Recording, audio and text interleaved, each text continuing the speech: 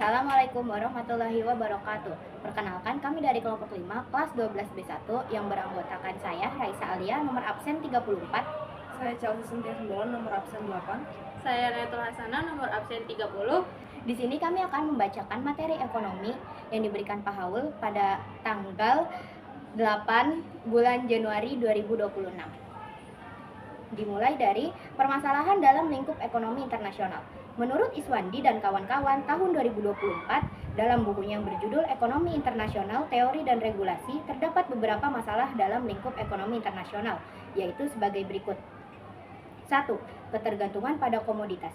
Indonesia memiliki tingkat ketergantungan yang signifikan terhadap ekspor sejumlah komoditas, seperti minyak dan gas bumi, batu bara, serta kelapa sawit. Akibat ketergantungan tersebut dapat menyebabkan beberapa permasalahan berikut. A.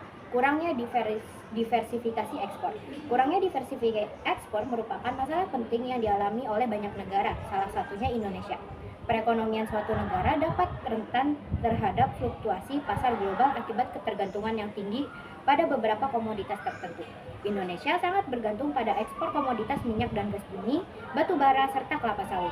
Jumlah permintaan yang naik turun, harga global yang berubah-ubah, dan ketatnya peraturan lingkungan dapat berdampak pada neraca perdagangan dan stabilitas ekonomi nasional. Oleh karena itu, diperlukan diversifikasi ekspor untuk mengatasi permasalahan tersebut. B. Fluktuasi harga. Harga komoditas di pasar global cenderung mengalami fluktuasi. Hal ini mengakibatkan ketidakpastian terhadap pendapatan dari ekspor. Fluktuasi harga merupakan keadaan naik turunnya harga akibat pengaruh dari permintaan dan penawaran. C. Kerusakan lingkungan. Produksi komoditas seringkali memerlukan tindakan deforestasi, yang kemudian dapat menimbulkan berbagai masalah lingkungan lainnya. Situasi tersebut akan menarik perhatian dari komunitas internasional mengenai isu keberlanjutan lingkungan yang terpengaruh. Yang nomor 2, defisit neraca perdagangan.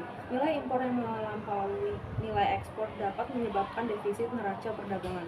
Beberapa masalah defisit neraca perdagangan antara lain sebagai berikut. A. Ketergantungan pada impor.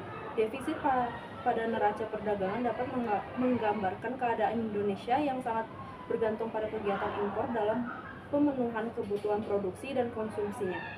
Oleh karena itu, dapat menyebabkan gangguan pasokan global akibat dari ketergantungan yang terlalu besar. B. Penurunan cadangan devisa.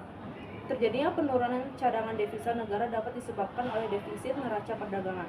Hal tersebut dapat menyebabkan ketidakstabilan nilai tukar rupiah.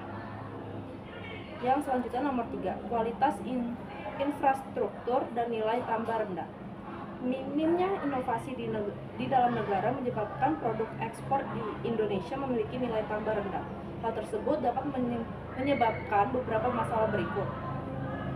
A. Tingginya biaya produksi disebabkan oleh kurangnya pengolahan di dalam negeri, sehingga mengakibatkan impor bahan baku menjadi lebih mahal. B. Ketidakmampuan dalam mengolah produk dapat menyebabkan diversifikasi dan inovasi. Hal tersebut dapat menghambat upaya diversifikasi ekspor dan pembaruan perekonomian Indonesia. C. Produk yang memiliki nilai tambah rendah cenderung memiliki daya saing yang terbatas di pasaran. Dengan demikian,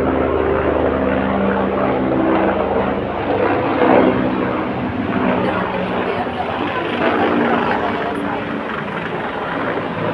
Nah, yang keempat, perbedaan ideologi.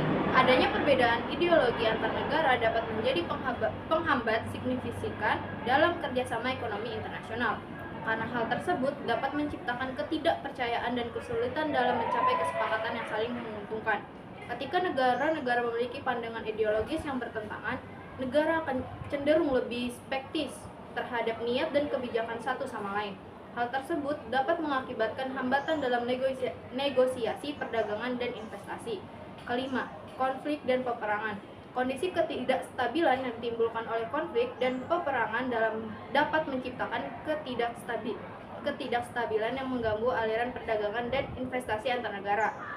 Perang dapat merusak infrastruktur dan memicu inflasi, sehingga memperburuk kondisi ekonomi dan menghalangi upaya kolaborasi yang diperlukan untuk mencapai kemakmuran bersama di tingkat internasional. Contohnya, ketika suatu negara terlibat dalam konflik bersenjata, fokus sumber daya sering kali beralih dari pengembangan ekonomi menuju upaya pertahanan. Hal tersebut dapat menyebabkan penurunan investasi dan kolapsnya rantai pasokan global. Yang terakhir, kebijakan protektif. Kebijakan protektif seringkali menciptakan hambatan perdagangan yang mengganggu aliran barang dan jasa antar negara. Negara yang menerapkan kebijakan protektif dapat memberlakukan tarif tinggi, kuota, atau larangan impor untuk melindungi industri domestiknya. Tetapi, hal tersebut dapat memicu balasan dari negara lain dan menyebabkan ketegangan dalam hubungan dagang.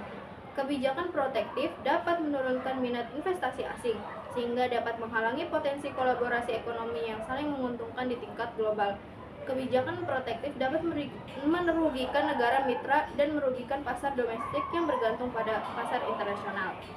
Sekian pemaparan materi ekonomi dari kelompok kami. Kurang lebihnya mohon maaf. Wassalamualaikum warahmatullahi wabarakatuh.